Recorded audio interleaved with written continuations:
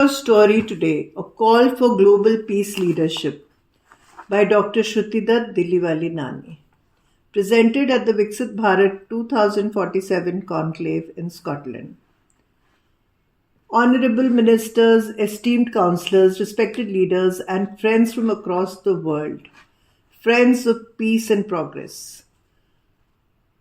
A heartfelt dhanyavad and thank you to the organizers for bringing us together here in Scotland, the land of education and innovation, to talk about the future of our world.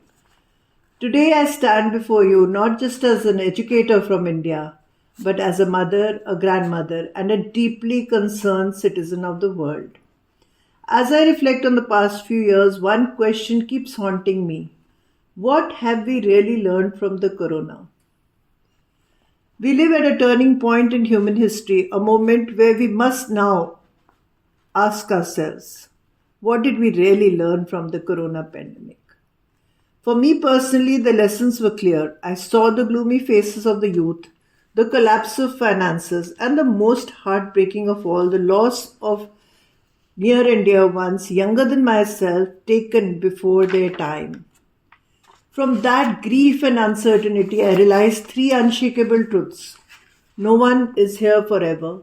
Life is uncertain. Every single day is a precious gift. And I decided that every day of my life would be used to uplift children, empower youth, and speak boldly for the generations that will inherit this planet, not only in India, but around the world.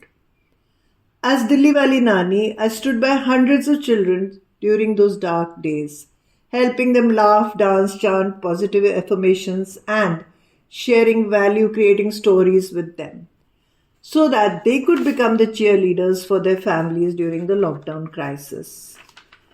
Many of them have already grown up into wonderful, strong, resilient teens. But friends, that is not enough. Today, I want to ask the world leaders, educators, and global influencers.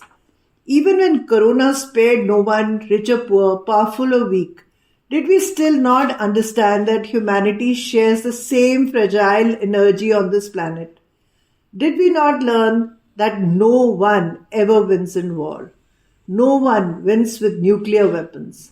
The only victory worth having is through love, acceptance, and building respectful relationships, respecting boundaries as good neighbors.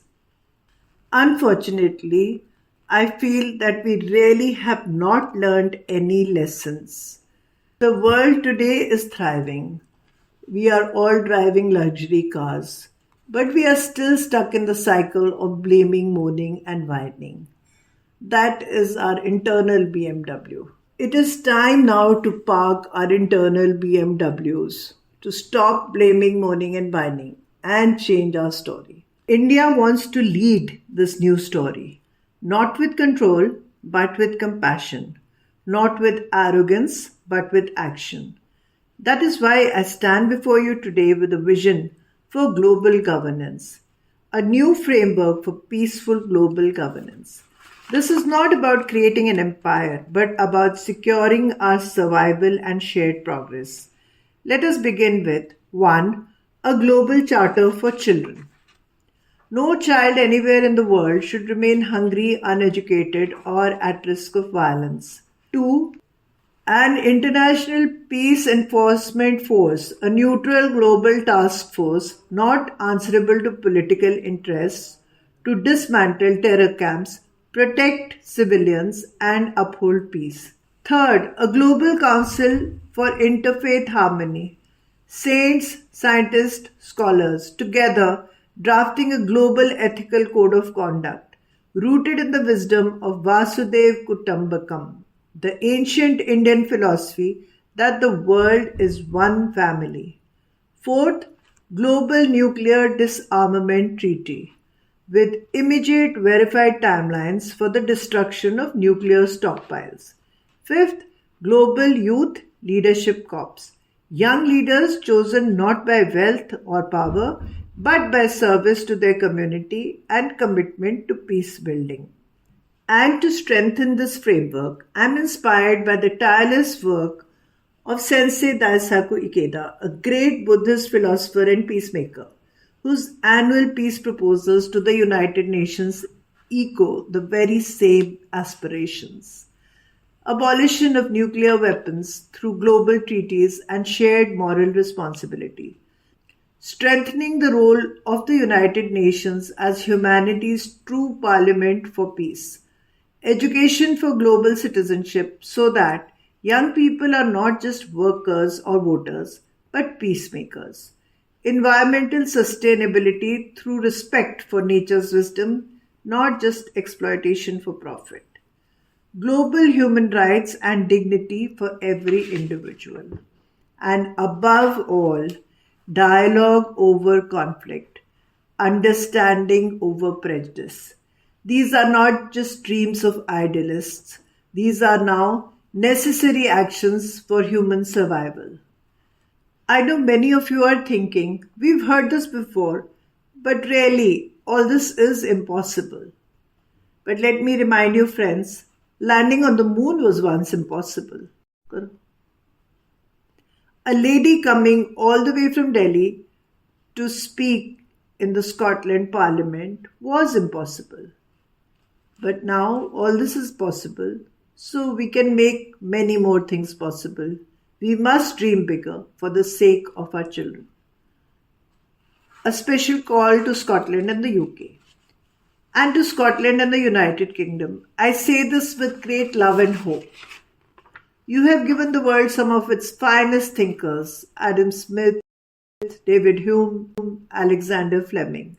Now is your time to give the world something even greater, a global peace leadership. Let the first Global Peace Leadership Academy rise here, in this land of brave hearts and visionary minds. Let this courageous Parliament of Scotland bring forth the first global draft of a peace constitution.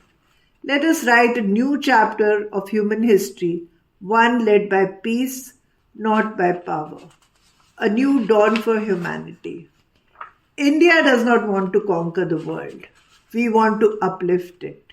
Let this be our collective story. Love over violence, wisdom over weapons, and unity over ego. I want to reiterate our poet Prime Minister Atal Vajpayeeji's poem. I will recite it to you in English, and you will see how beautifully he had imagined a world without war. And this should be the anthem, the global anthem of all peace lovers. Here it goes. Anthem of all peace lovers. Here it goes. We shall not let war happen. Not let war happen. By Atal Bihari Vajpayee. We shall not let war happen. We shall not let war happen. We are seekers of world peace. In the flames of war, we shall not let humanity be sacrificed. We shall not let war happen. We will never ignore hunger with arrogance. This earth will not endure the agony of terror. For the sake of our children, we will bring to life the dream of peace. We shall not let war happen. India's forehead is held high. We have strength, but also restraint. We are not afraid of struggles. In struggle, we shall never accept defeat. But in the fires of war, we shall not offer life as sacrifice. We shall not let war happen. We shall not let war happen. Weapons will be raised, but only for the sake of peace, not to seize rights, but to protect the rights of the oppressed. We shall not let war happen. If the earth burns, if the sky burns, tempted by the allure of darkness, we shall never let our lamps be extinguished. We shall not let war happen. Dhanyavad. Jai Hind.